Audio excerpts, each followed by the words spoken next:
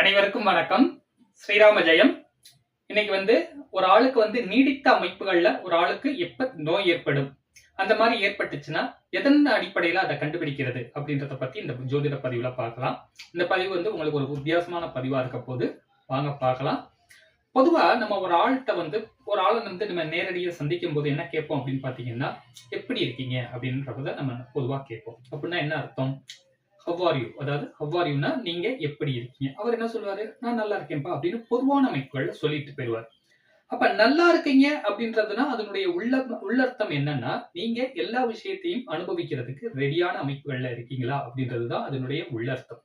அதாவது நீங்க என்னைய பாக்குறீங்க, சார் வாங்க சார் ஒரு டீ சாப்பிடு போலாம் சார். வேணாம்ப்பா எனக்கு சுகர் இருக்கு, நான் டீ சாப்பிட்டாலே உடனே சுகர் ஏறிடும் அப்படின்னு நான் சொன்னாலே நான் நார்மலான அமைப்புகள்ல இல்லைன்னு அர்த்தம். சார் வாங்க சார் ஒரு டிஃபன் சாப்பிடலாம்.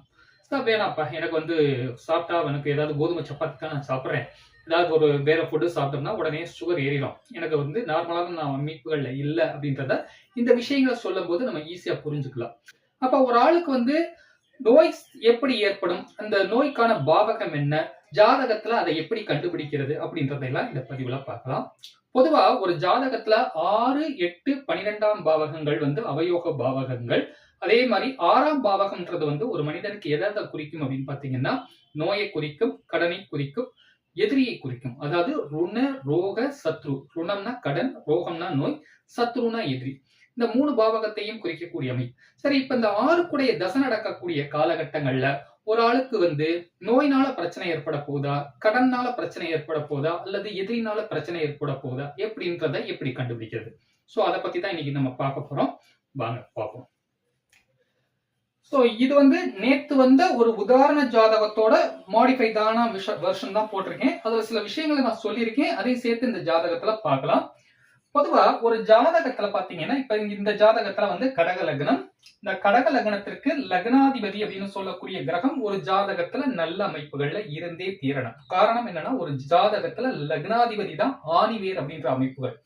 அப்ப லக்னாதிபதி ஒரு ஜாதகத்துல பலவீனமான அமைப்புகள்ல இருந்துச்சுன்னா அந்த ஜாதகத்துல ஏதோ ஒரு பிரச்சனைகள் உருவாக போகுது அப்படின்றத ஈஸியா கண்டுபிடிச்சிடலாம். அதே மாதிரி 4ஆம் பாவகம் அப்படின்றது பாத்தீங்கன்னா ஒரு ஆளுக்கு சுகஸ்தானம். நான் இப்பதான் சொன்னேன், ஒரு ஆளை பார்த்தோன்னுமே நம்ம எப்படி இருக்கீங்க, சுகமா இருக்கீங்களான்றத பேசான அமைப்புகள்ல கேட்கிறோம். அப்ப இந்த 4ஆம் பாவகம் ஒரு ஜாதகத்துல நல்ல அமைப்புகள்ல இருக்கணும். 6ஆம் பாவகம் அப்படின்றது பாத்தீங்கன்னா நோய் ஸ்தானம். இந்த நோயை கொடுக்கக்கூடிய கிரகம் ஜாதகத்தில் எப்படி இருக்கு அப்படின்றத பார்த்துட்டு அந்த தசா புத்தி வரக்கூடிய காலகட்டங்கள்ல நல்லா புரிஞ்சுக்குங்க. ஒரு சம்பவம் அல்லது செயல் எப்ப நடக்கும்னு பாத்தீங்கன்னா தசையில தான் நடக்கும் அப்படின்ற அமைப்புகள்ல அதனுடைய தசா புத்திகள் வரக்கூடிய காலகட்டங்கள்ல ஒரு ஆளுக்கு பிரச்சனைகள் கண்டிப்பாக உருவாக்கக்கூடிய அமைப்புகள்ல இருக்கும். சரி, நான் முதலே சொன்ன மாதிரி ஒரு ஆளுக்கு நோயினால பிரச்சனைகள் ஏற்படுமா, கடன்னால பிரச்சனைகள் ஏற்படுமா, அல்லது எதிரினால பிரச்சனை ஏற்படுமா அப்படின்றத எப்படி கண்டுபிடிக்கிறது வாங்க பார்க்கலாம். இப்ப இந்த ஜாதகத்தை பாத்துக்குங்க. சோ இது கடக லக்னம்.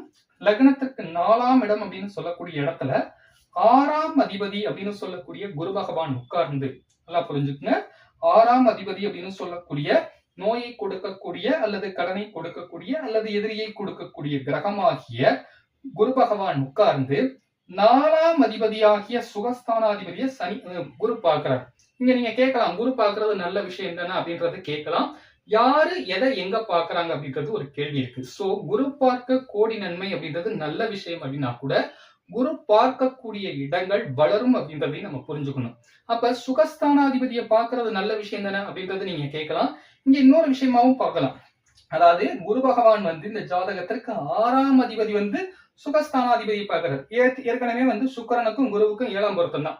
அப்ப அசுர குரு அப்படின்னு சொல்லக்கூடிய சுக்கிர பகவான் இந்த ஜாதகத்திற்கு 4ஆம் அதிபதி, அதாவது சுகஸ்தானாதிபதியா அவர் 6ஆம் அதிபதியோட கனெக்ட் ஆகுது. அப்ப 4, 6 கனெக்ட் ஆகும்போது என்ன ஆகும் அப்படின்னு பாத்தீங்கன்னா உடல்நல பாதிப்புகள் இருக்கும் அப்படின்றத உறுதியா தெரிஞ்சுக்கலாம்.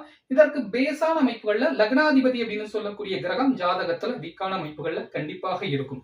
அதாவது லக்னாதிபதி பலவீனமானாதான் ஒரு ஆளுக்கு உடல்நலம் சார்ந்த அமைப்புகள்ல பின்னடைவுகள் ஏற்படும். அப்ப பின்னடைவுகள் ஏற்படக்கூடிய காலகட்டங்கள்ல ஜாதகத்தில் அவயோக தசா புத்திகள், குறிப்பாக 6ஆம் அதிபதியினுடைய தசா புத்திகள் இந்த மாதிரியான அமைப்புகள்ல இருக்கும் பட்சத்தில் அவங்களுக்கு நிச்சயமாக உடல்நல பாதிப்புகள் ஏற்படும்.